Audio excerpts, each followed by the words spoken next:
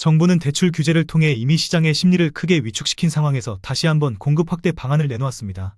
2030년까지 수도권의 연평균 27만 호, 총 135만 호를 착공하겠다는 계획은 이전 정부의 단순한 허가 수준이 아니라 실제 착공을 목표로 한다는 점에서 구체성이 있습니다.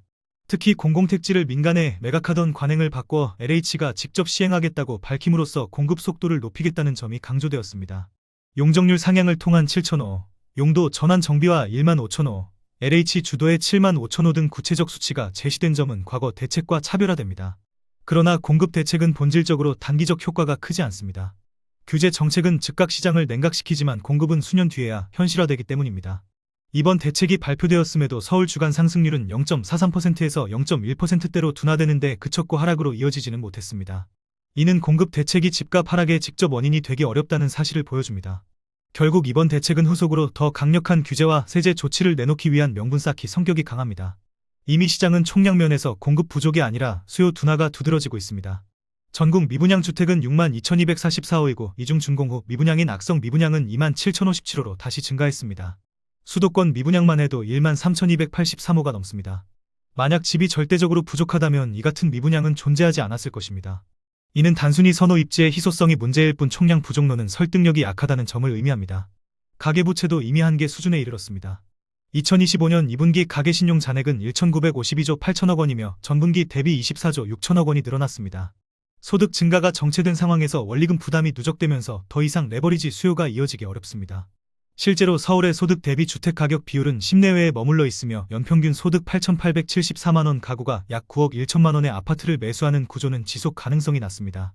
공급 로드맵을 보면 서울은 2022년부터 2025년까지는 연간 3만 5천 가구 이상이 공급되었으나 2026년 이후에는 1만 가구 이하로 급감할 전망입니다.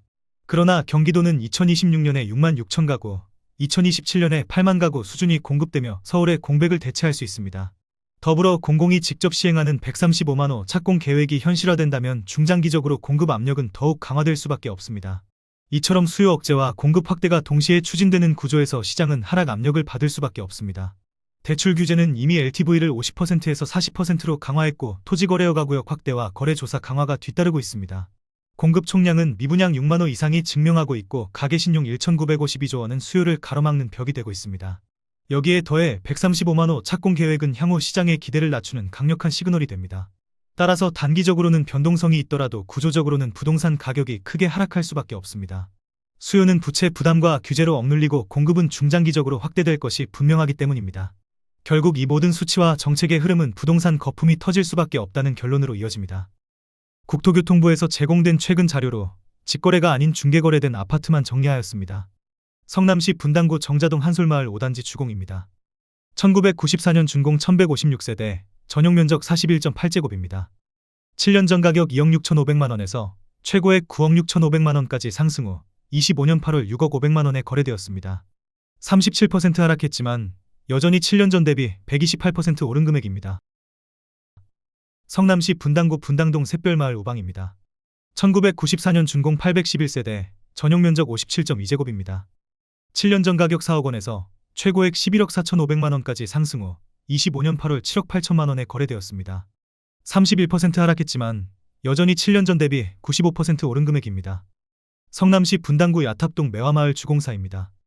1993년 준공 643세대, 전용면적 41.8제곱입니다. 7년 전 가격 2억 5천만원에서 최고액 6억 7,500만원까지 상승 후 25년 8월 5억 2,500만원에 거래되었습니다. 22% 하락했지만 여전히 7년 전 대비 110% 오른 금액입니다. 성남시 분당구 야탑동 탑마을 주공입니다. 1993년 준공 701세대, 전용면적 41.8제곱입니다. 7년 전 가격 2억 8,700만원에서 최고액 7억 2천만원까지 상승 후 25년 8월 5억 7천만원에 거래되었습니다. 20% 하락했지만 여전히 7년 전 대비 98% 오른 금액입니다. 성남시 분당구 야탑동 매화마을 공무원이입니다. 1995년 준공 1185세대, 전용면적 58.7제곱입니다. 7년 전 가격 3억 원에서 최고액 9억 8천만원까지 상승 후 25년 8월 7억 8천만원에 거래되었습니다. 20% 하락했지만 여전히 7년 전 대비 160% 오른 금액입니다. 성남시 분당구 운중동 산흥구단지 대박노블랜드입니다. 2008년 준공 266세대, 전용면적 84.9제곱입니다. 7년 전 가격 7억 2,500만원에서 최고액 16억 3천만 원까지 상승 후 25년 8월 13억 2,300만 원에 거래되었습니다. 18% 하락했지만 여전히 7년 전 대비 82% 오른 금액입니다. 성남시 분당구 운중동 산운마을 13단지 태형입니다. 2010년 준공 1396세대, 전용 면적 101.6제곱입니다. 7년 전 가격 11억 원에서 최고액 16억 원까지 상승 후 25년 8월 13억 원에 거래되었습니다. 18% 하락했지만 여전히 7년 전 대비 18% 오른 금액입니다. 성남시 분당구 정자동 한솔마을 4단지 주공입니다. 1994년 준공 1651세대, 전용 면적 42.7제곱입니다. 7년 전 가격 3억 1천만 원에서 최고액 8억 8천만 원까지 상승 후 25년 8월 7억 3천만 원에 거래되었습니다. 17% 하락했지만 여전히 7년 전 대비 135% 오른 금액입니다. 성남시 분당구 야탑동 매화마을 주공3입니다. 1993년 준공 851세대, 전용 면적 41.8제곱입니다.